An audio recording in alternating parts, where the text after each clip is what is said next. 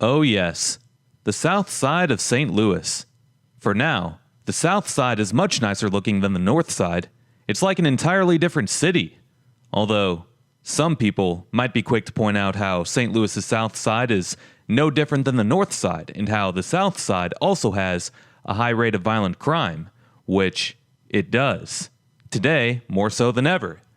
However, at least for now, there's not near as much abandonment and blighted properties on the South Side, whereas on the North Side, there can be block after block of urban prairie. Nothing like that here on the South Side. Yet. Except maybe for this park that we start the video in, but come on. It's a park. People. Willmore Park to be exact. Looks like a nice place to chase bunny rabbits and squirrels. If that's your thing. The park is named after the man who donated a significant portion of the land to make it a park, that man being Cyrus Crane Willmore. The park is 105 acres large and it's located on the far southwestern border of St. Louis, along the River Des Peres. Willmore was a real estate developer who helped build several of the area's residential neighborhoods, including some in the city such as the Northampton and St. Louis Hills neighborhoods, along with some neighborhoods in the suburban cities of University City, Webster Groves, and Normandy.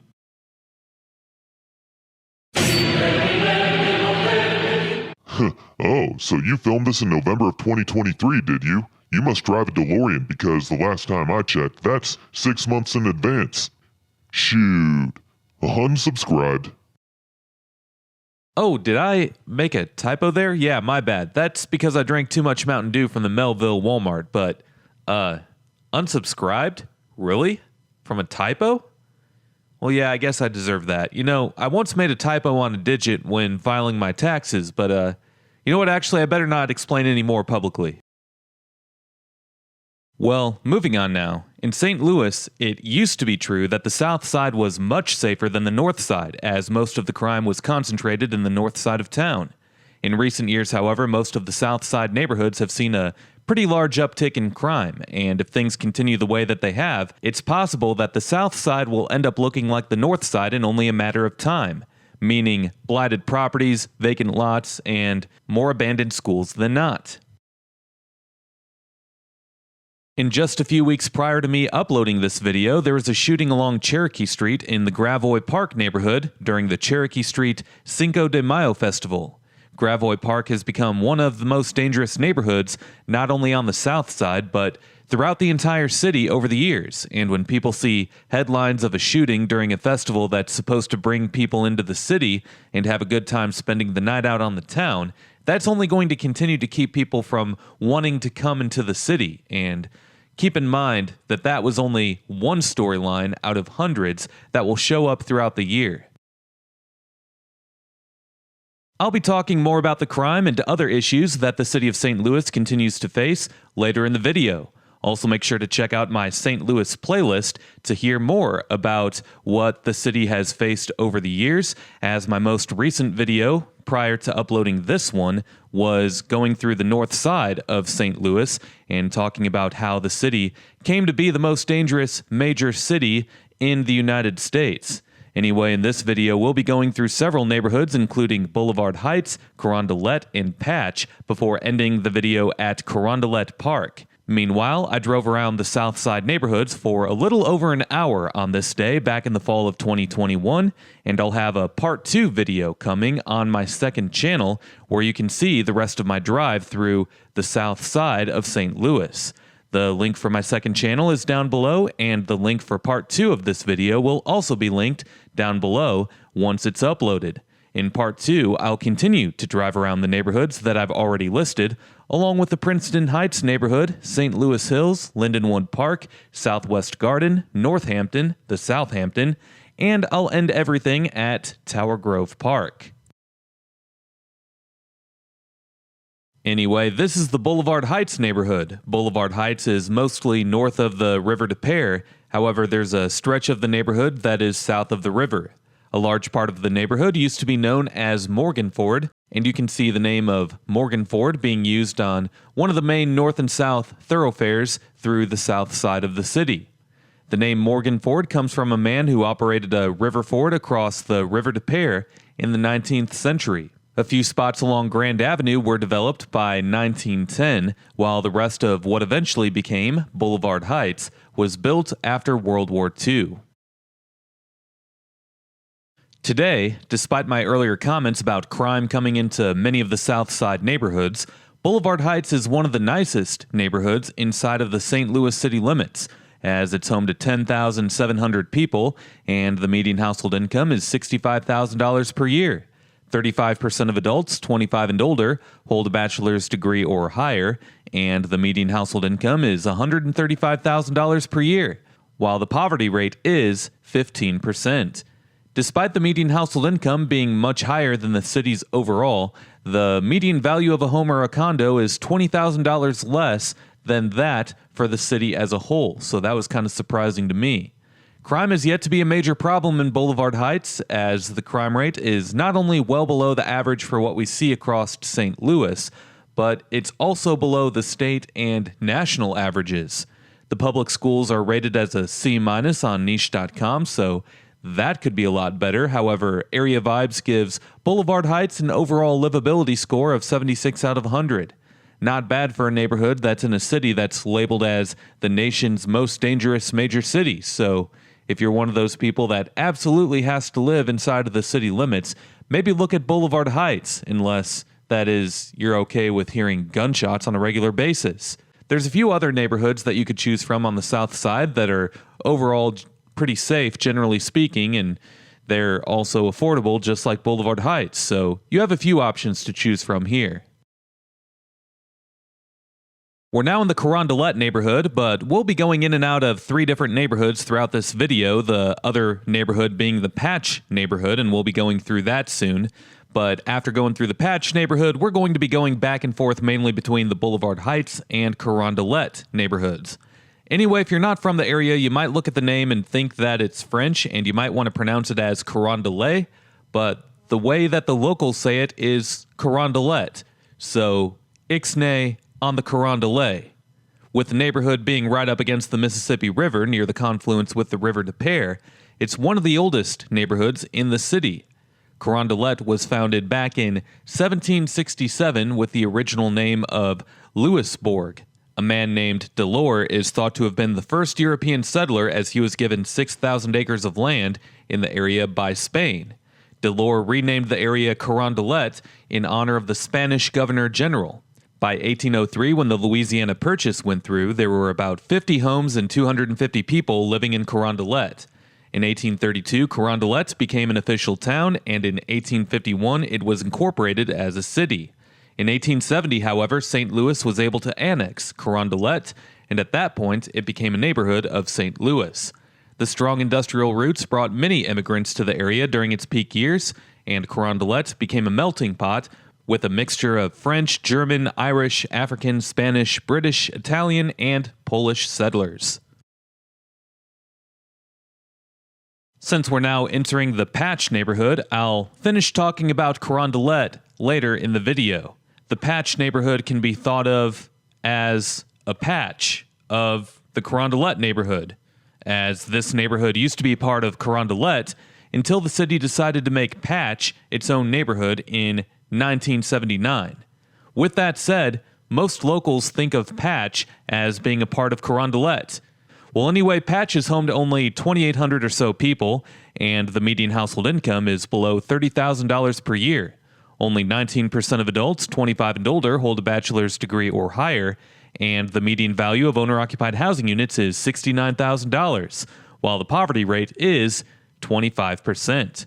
So as you can see, that's much different than Boulevard Heights. If you thought the median home value in Boulevard Heights was low, yeah, well, in Carondelet and Patch, it's much lower.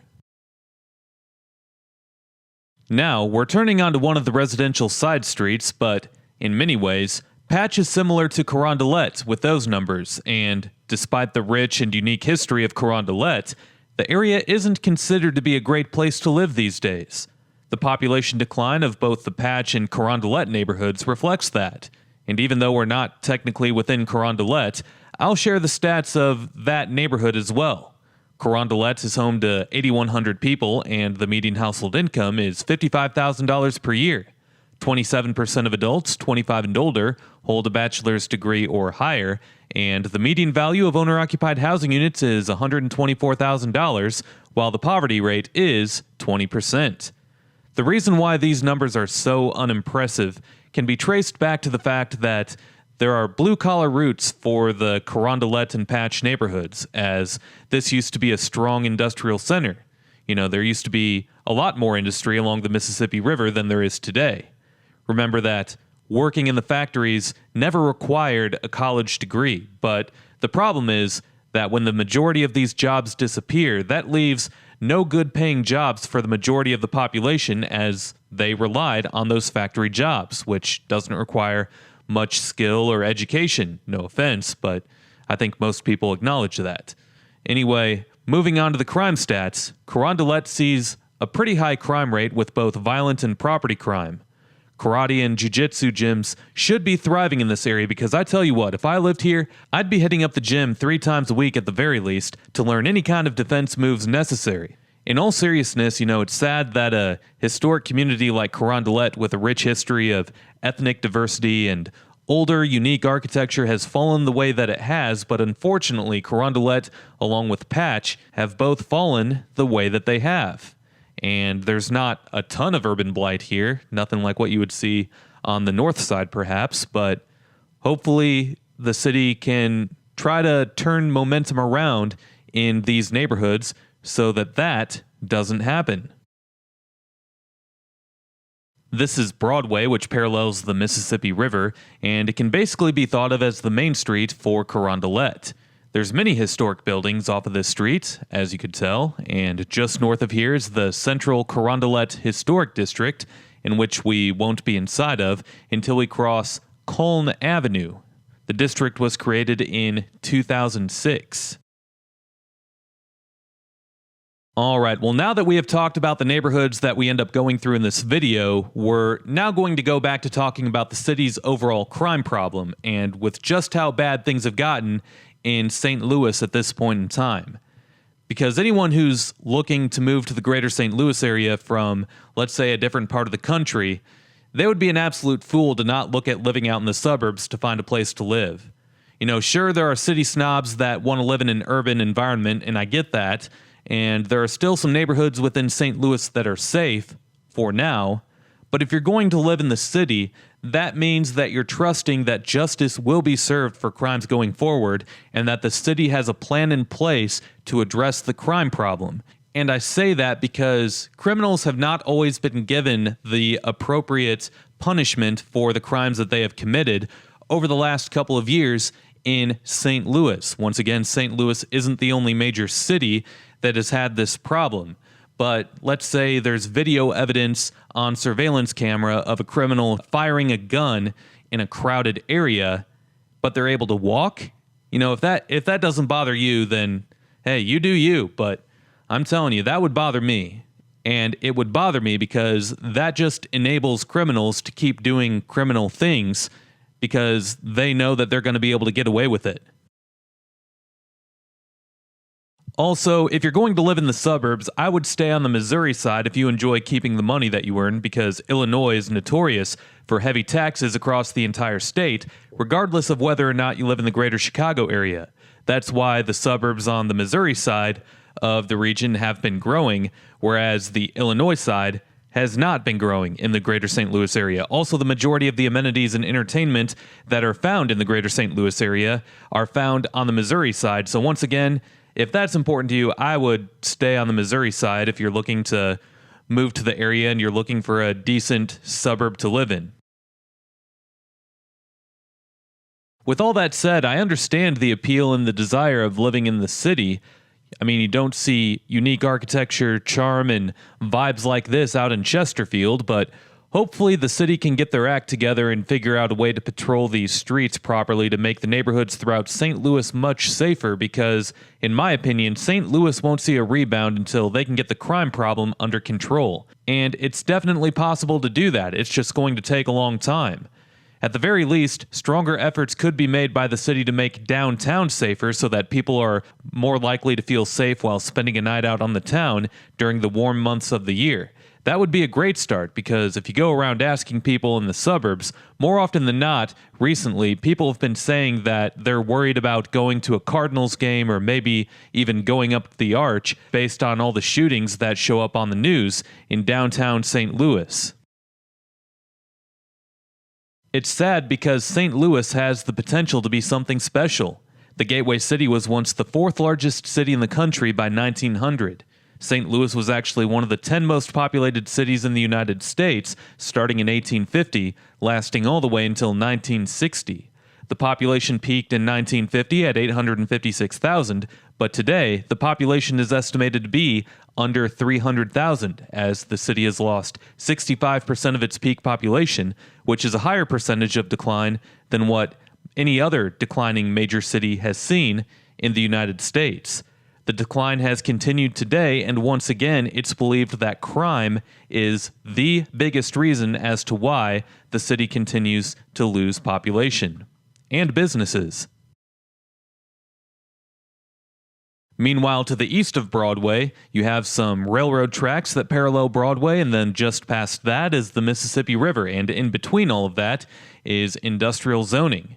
Today, the industrial scene in Carondelet is a shell of its former self. Industries along the river used to employ thousands of workers, but almost all of it is gone today. Carondelet is one of the few populated areas in all of Greater St. Louis that has been heavily developed right next to the river, and this is because Carondelet is generally flat, unlike most of the area. The fact that it was flat and that it was right next to the Mississippi River made it ideal early on to turn it into an industrial hub. Workers could often live in the residential areas just west of Broadway and just walk to work and stop at a place along Broadway to grab a bite to eat. Those were them good old days, I tell you, but not so much anymore. There were many industries along the river down this way, but anything to do with iron was huge here, mostly because iron was such an abundantly found natural resource just a little bit west of here in the Ozarks, as iron would get sent here along trains from the mines out that way. There was a shipyard here that once made ironclads. There were iron smelters and foundries. There was even a coal plant here that strongly polluted the area. And of course, since it's St. Louis, there were quite a few large breweries along this stretch in Carondelet, but the Prohibition put an end to much of that. Lastly, St. Louis isn't often thought of as a Rust Belt city. When the term Rust Belt is mentioned, most people's minds will jump to Detroit, Cleveland, Pittsburgh, Buffalo, Toledo, Flint, Akron, Youngstown, or Canton, but St. Louis might as well be included in that category. St. Louis historically has been a strong blue-collar community, and that's how it was able to grow early on and be one of the nation's largest cities, as the strong presence of industry here is what attracted immigrants to move here, so that they could get paid a high wage and live out the American dream. A lot of those other Rust Belt cities were able to thrive because they were right off of the Great Lakes and they were able to use shipping to their advantage, while St. Louis was able to use shipping to its advantage through the Mississippi River. St. Louis was also a major railroad hub, as most railroads were built to head through St. Louis on their journey west.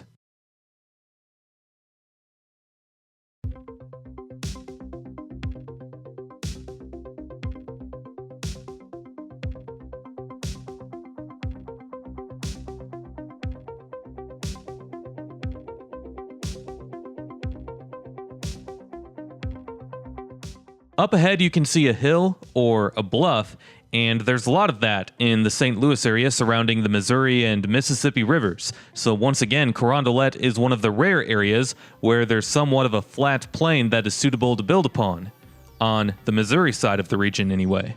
But this is mostly because of the River des Peres flowing just south of Carondelet. However, the Illinois side of the greater St. Louis area, or Metro East, is largely flat quite a ways east before the land starts to rise. Anyway, throughout the rest of this video, we'll be getting away from Broadway soon, and we'll be checking out some more of the residential areas.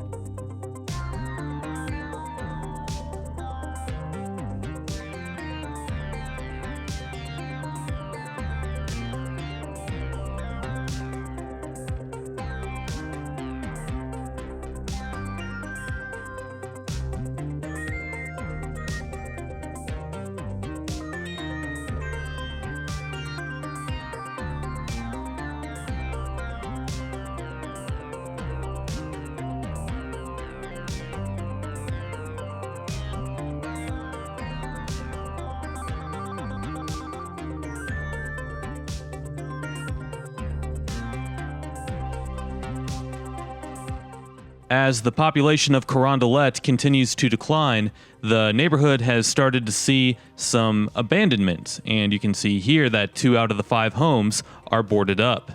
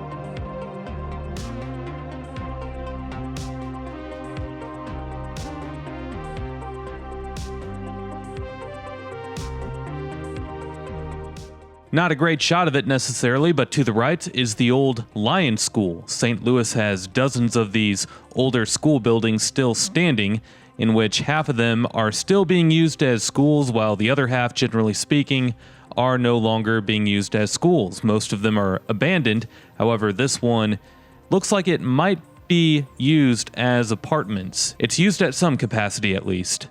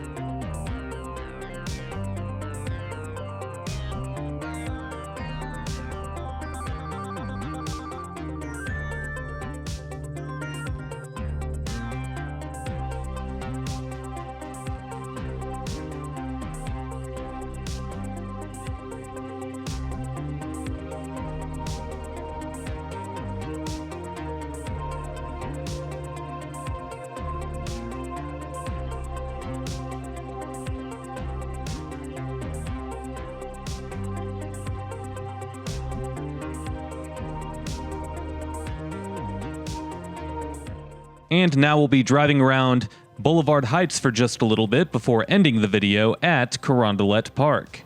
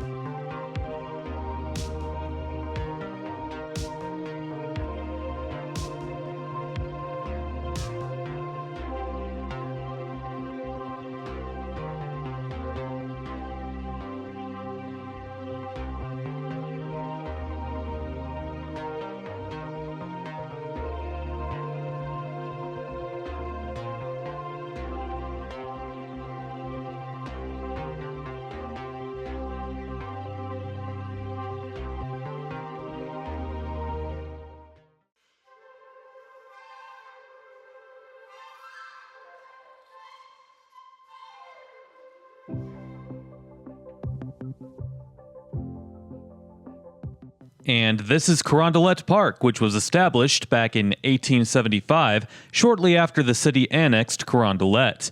At just under 180 acres, Carondelet Park is the third largest park in all of St. Louis. The park system is another thing that St. Louis could try to build some positive momentum off of, as there are sizable parks found throughout the entire city, with Forest Park and Tower Grove Park leading the way. To see Tower Grove Park, make sure to check out the end of part 2 of this video, and once that is uploaded, I'll have the link available for it down below. Once again, that will be on my second channel called Chris Harden's Travel Archives, and the link for that will also be down below. In part 2 of this video, I also continued my drive around the residential areas in the neighborhoods throughout the south side of St. Louis, so make sure to check out that video if you're interested in seeing what more of the area looks like.